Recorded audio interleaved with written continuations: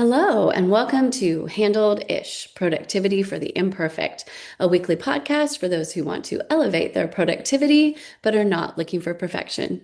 I'm your host, Betsy, and I am really happy you're here with me, whether it's podcast land or YouTube or the KC24 CBS 47 Plus app that you can download from your smart TV or via the Community Media Access Collaborative, CMAC.television. Thanks to everybody for carrying the podcast. I'm super grateful as always. I seem to always forget this part because I'm so excited about wrapping up the topic. So I'm going to put it at the beginning. The three R's: rate, review, and recommend. That is such a wonderful gift. If you are enjoying the podcast, the content, if you're my friend, no, just kidding. Please rate, review, and recommend the podcast. That's how other people find it, and that's how we grow, the productivity for the imperfect community. So I really, really appreciate folks that do that. This is episode 117, and I want to talk about transition time. And a transition time protocol is not a great word. Strategy, we're going to call it that. Transition time strategy. And what I mean by transition time is literally that, right? Our days are not one continuous activity. All of us, whether we stay home all day, whether out in the world all day, whether we're both out in the world and at home, we go from thing to thing to thing to thing. Sometimes the transition time between things is very small. Sometimes it's medium, sometimes it's large, sometimes it's extra large. But there's always this time, even if it's just a couple of minutes, in between each thing. And if we're all being honest, usually what we do the minute one thing ends and we're about to do something else is we grab our phone. And we all have what I call a phone routine. And you probably may remember me talking about it before in an earlier podcast. It is a total thing. And what I mean by that, right, is we pick up our phone, and every time we pick up our phone, we look at things in the same order. And it's probably slightly different for everyone. Doesn't even matter what the order is. The humorous thing about it is it's true, right? We do this, then we do this, then we do this, then we do this, right? And it's a thing. It's fine. There's nothing wrong with a phone routine. What I don't love for us is to use the phone routine as the first thing we do during transition time. Because I think there's a couple of things we might want to do first that'll really elevate our productivity, our happiness, our peace, all of the things. And so it's looking four things back, four things forward. So I'll kind of walk us through that. And I know that sounds like a lot of things, but it really isn't. And this process can take a very short amount of time if you want it to. And obviously, you can expand it just like everything else. So the four things back. So you just finished a thing, right? That's why you're transitioning to a new thing. And so the first question is, how'd it go? How'd it go? Were you happy with the outcome? Not happy?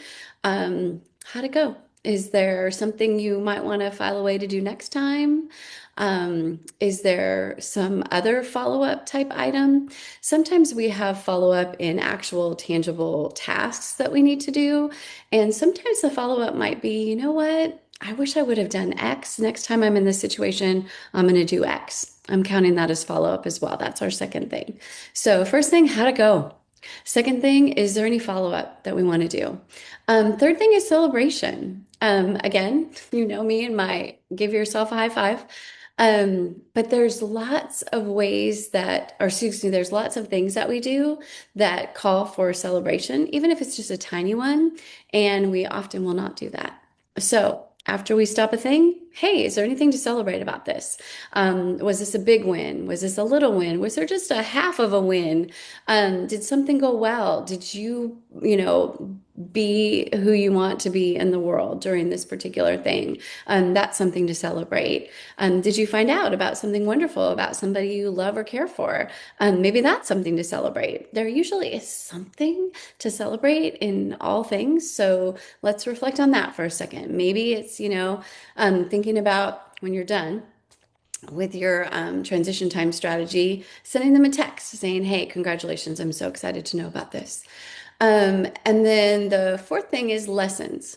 Is there anything that you learned And this can be, a painful lesson or not, right? Sometimes we learn things the hard way.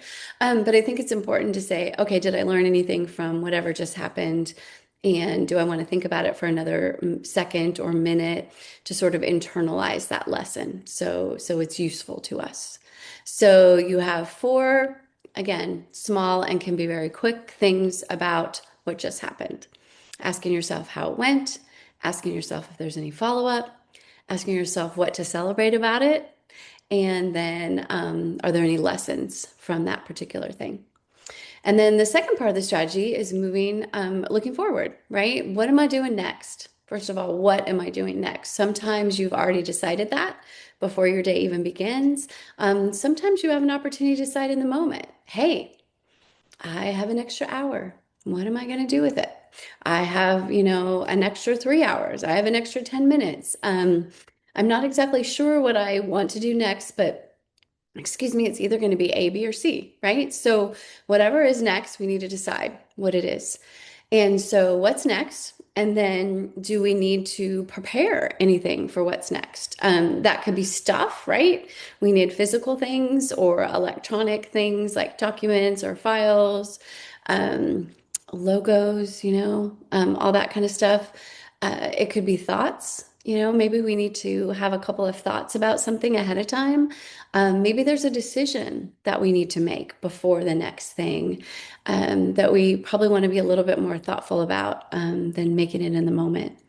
And even if you're not ready to make a decision, at least kind of, give yourself a little bit of thinking about it before you move forward. So what do we need, right? Is it stuff? Is it thoughts? What do we need for the next thing? Um, what are our goals? What do we want to accomplish with this next thing? And sometimes that's a pretty significant thing. We need X to happen, right? We need approval. We need someone to say yes to something. We need to acquire something. We need to purchase something, right? So there's goals that we have. And if there's not a specific goal, because you might be thinking, well, gosh, sometimes there's just not a goal. I'm just going to go, to happy hour with my buddy or going to go for a walk around the block. Um, in addition to doing the thing, which I guess you could consider a goal, let's have our default goal just to enjoy ourselves, right? And whatever we're doing. Um, we have our this one precious life. Let's try to default to enjoying ourselves with whatever is what's next. And then the last thing, the fourth thing is when do I have to leave to go to said next thing? Now, I want to talk about this for a second because a lot of us suffer from what I call one more thing itis.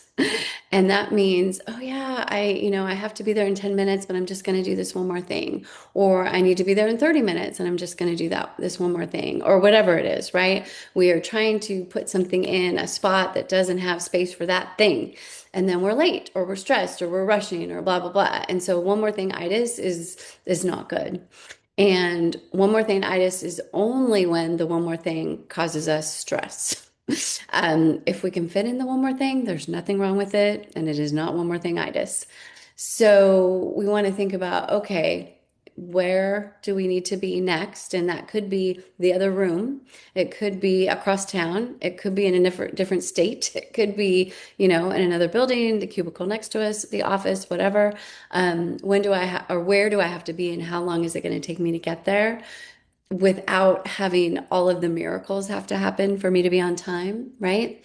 How long is it going to take to get there? Giving me a little bit of margin, a little bit of wiggle room. And then that's when I want to leave.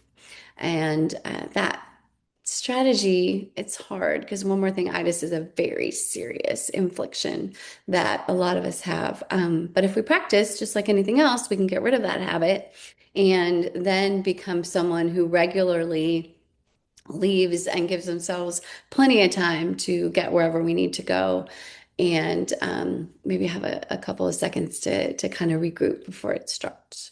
So the four steps forward are what's the next thing, whether we decide or just know. What are our goals for that thing? And our default goal is to enjoy ourselves. And the third one is what do we need? Is it stuff or ideas? And then the fourth one is when should we actually leave in order to get there with enough time to not be stressed or rushed or anything like that.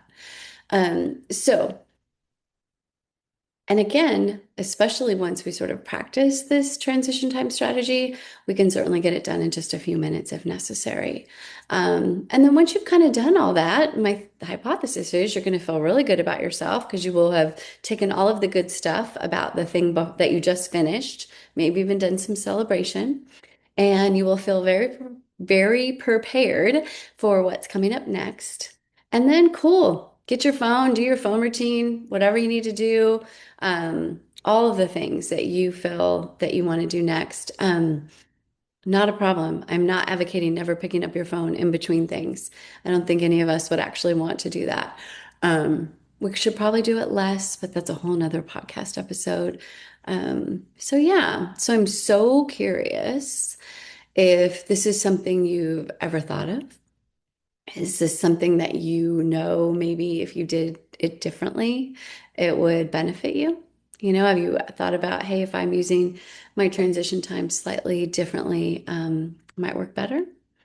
Would you be willing to try a transition time strategy, whether the one I've outlined or something that you create yourself?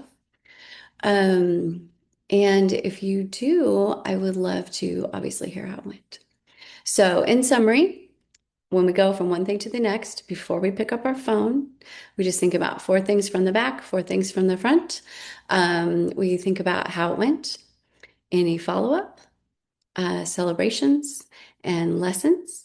And then looking forward, we think about what's next, what our goals are, what do we need, stuff, thoughts, etc.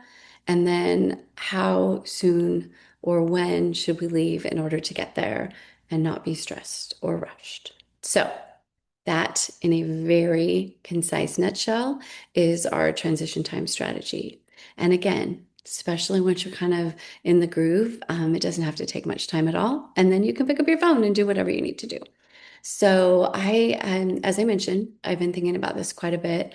I was actually on KC24 Central Valley today last week talking about this idea, and it's been very top of mind for me. So I'm really trying to implement it. And man, when I'm able to implement it, it really does just do a whole bunch of good things that are making me really happy. So I want that for you as well.